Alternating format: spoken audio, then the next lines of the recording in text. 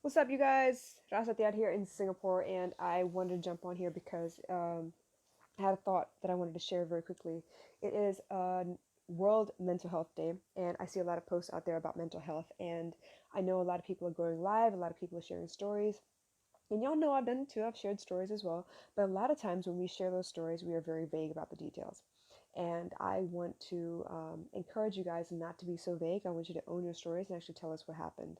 Tell us how you dealt with it. Tell us a little more than, my mindset is such that I needed to fix it. What does that mean exactly? I want you to start sentences out with, I'm angry because I feel this way and I don't know what to do about it. I'm jealous because I feel this way and I don't know what to do about it. I want you to admit that you don't know.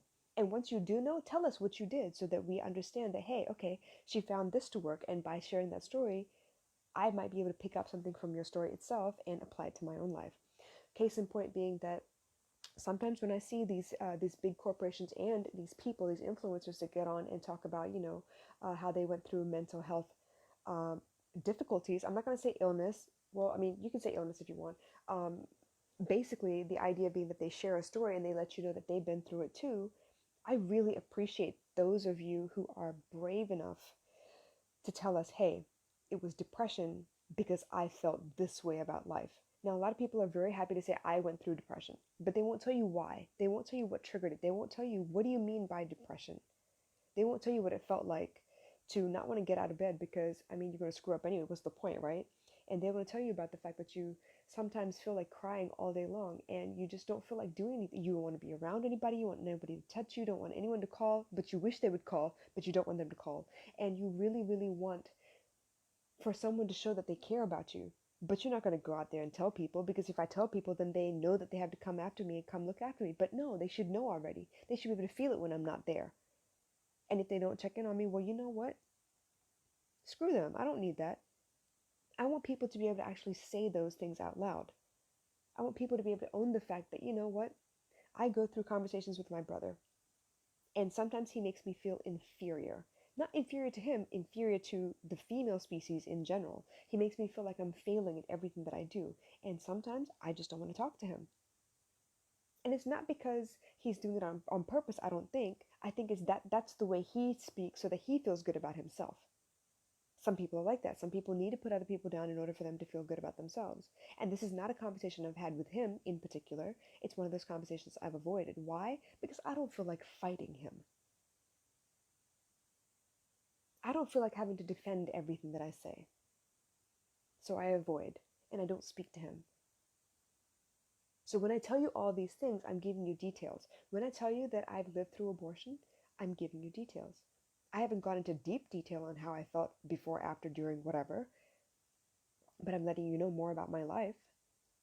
When I went through depression, I felt like I was doing the world a solid by considering suicide because I'm depressed and I am bringing everybody around me down as well. And no one just seems to care or understand. No one's asking me any questions. And I don't feel like talking about it either. You know what? I just feel like shit. And if everybody who comes around me walks away feeling like crap, well, I'm not doing anybody any good. I'm not worth my weight in oxygen to breathe. I should just go. And I know that feeling because I've done that a couple times in my life. I've been in situations where I've been so angry because I expected someone to respond a specific way when I told them something that was important to me. Case in point, I'm going to give you details. I told somebody that it was important to me to have people around because I don't have a husband. I don't have family around. My mom was in another country. My brother is in another country. My uncles, my cousins, they got their own lives to deal with. And it was really important for me to have people that come around and hang out with me. And I opened up to this man and I told him that it mattered to me. But unfortunately, he needed something else from me instead. And once he got what he wanted, which was intimacy, he disappeared. Because that's all he wanted was a quick fix. And I was angry. And I'm even more angry that I didn't tell him when it happened. I pretended it was all okay. I pretended like, no, it's okay. I don't get offended easily anyway. I'm all right. But the thoughts that spiraled out of control after that, they were painful. But I allowed it. And for me to be able to admit that to you guys, that means that I am dealing with my mental health struggles. I know that I have to face it. I know I can't brush it under the rug. I can't sweep it away. I can't hide it. But I also know in order to help you guys, I can't be broad, as in like broad terms, and I can't be vague. I know that I can't use buzzwords. I can't say emotional intelligence because most of y'all don't know what that means. And for most of y'all, each time you hear that word, it means something different. The context is different. There is no universal definition of emotional intelligence yet. There are phases of it, there are stages of it. There is self-awareness, understanding who you are, what you like, what you don't like. I talk about that all the time. And then there's understanding that once you know who you are, you need to be able to stand up for who you are everywhere you go. And once you're able to effectively stand up for who you are everywhere you go, you learn to understand what other people are about.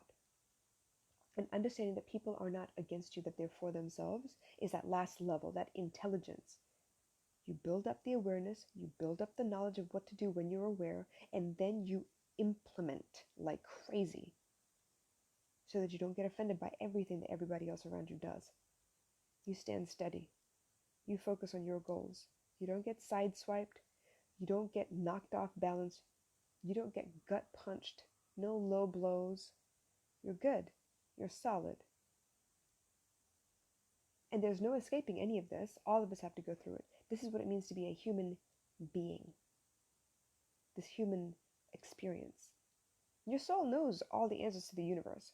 It's almost like we chose to come down in this avatar as a human form, right?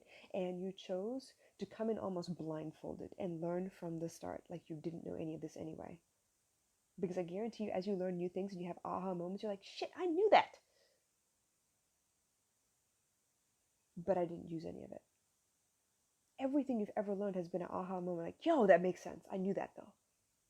But I never use it. All that the universe has to offer, all the information in the world, in the universe, in the cosmos, that exists inside your soul. You know all these things. We're here, blindfolded in this human experience, to remember, to reawaken, to go through it as if we have no clue, and then to slowly reveal the truth to ourselves again.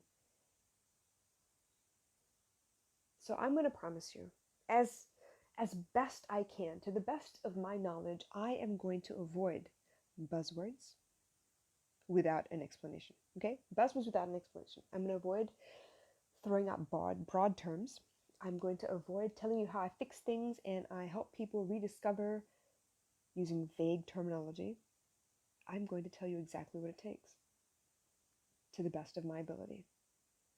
When I say I fixed my mindset, I realized that I was the problem in my world. Because the way I looked at the world was a problem. If I look at you all like you're all against me, how do I behave? I behave defensively. When you're defensive, when someone asks you a question, let's say somebody like just randomly comes off the street and say, hey, how is your day going? And they have this extra cheery face on and you happen to be in a badass mood, you can take it one of two ways. You're going to ignore them or you're going to bite back. Oh, yeah, I guess it's a good morning for you because it's not a good morning to me. Where the hell do you get off with all that cheeriness anyway? Once I realized I was the problem and I was the solution, it took a lot of trial and error to figure out, all right, well, how can I figure this out? How can I manage these people? Because that's all it is. In every aspect of your life, you learn to manage the people.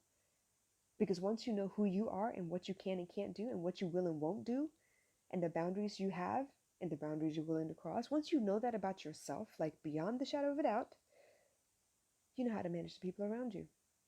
You know that if certain people tick you off, no matter what they do, you're going to manage them as in like shake their hand, hi, how are you doing, smile and nod, be agreeable, and get the fuck out of there as fast as you can. You know that. And you know the people that have a tendency to be just long-winded and want to talk about everything under the sun and explain everything that they've ever felt and all the things that they've seen in their day from the moment they opened their eyes until the moment they saw you, all those things, those really, really chatty people.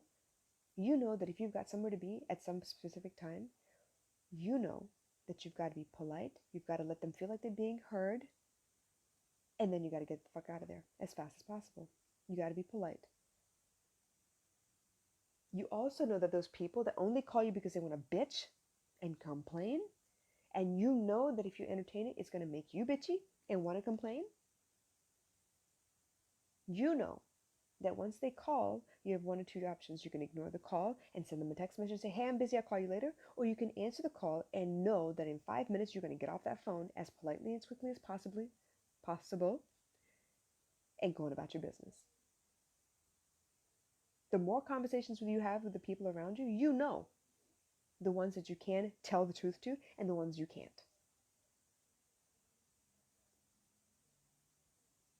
This is what it means to work with me.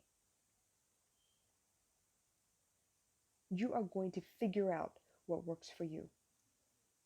Because when you ask me to be your coach, when you ask me to help you out, my whole job is to hold you accountable to that one decision, that you want the help, that you want your life to change, that you want to be in a different space than you are right now. So while I teach emotional intelligence, while I help you discover what mental health really is, the other job is to hold you accountable. Once you tell me your dreams and your goals, and you know this if you know me, like personally know me, once you tell me your dreams and your goals, you're fucked. Because I'm going to do everything I can to throw every opportunity your way for you to fulfill your goals. And that's not just, I want to be a guitarist, I want to be a singer, I want to be an actress, I want to be a makeup artist, I want to be, stylist to the stars. I don't know what it is.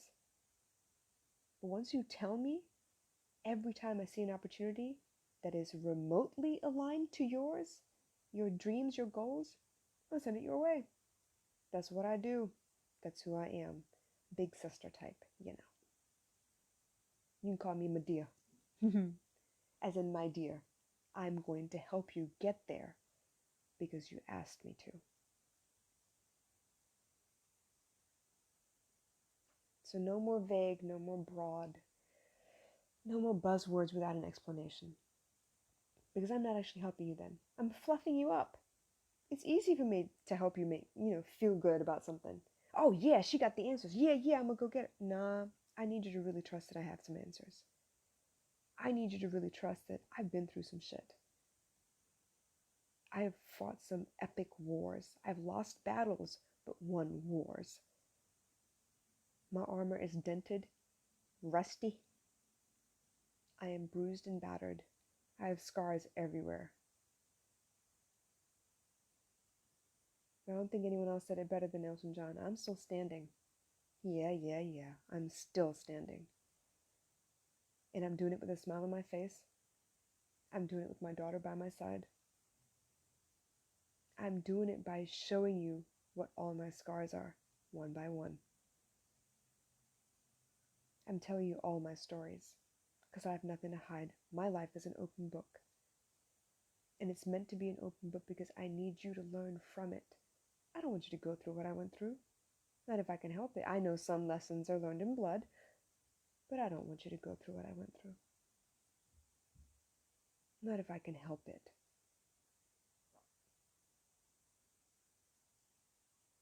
If I see poop on a sidewalk, it's my responsibility to say, hey, watch out, there's poop on the sidewalk. Now, if you step on it afterwards, that's your deal, but that also means you have to clean it up. So my promise to you, no more vague, no more broad, no more buzzwords without explanation. Because I'm here to serve. I'm here to represent Singapore and the US and Australia and Indonesia and the UK and Sri Lanka. Because those countries are part of me. I'm here to represent the Tamil community. My Tamil is a little broken, but I'm going to get there. I'm here to represent women. I'm here to represent married people and divorced people. I'm here to represent mothers and fathers. I'm here to represent daughters, siblings, cousins, friends. I rep all of you because I've lived all those roles. It matters to me. It matters to me that I share what I know. I love you guys. Now let's have that conversation. I'll catch you soon. Bye.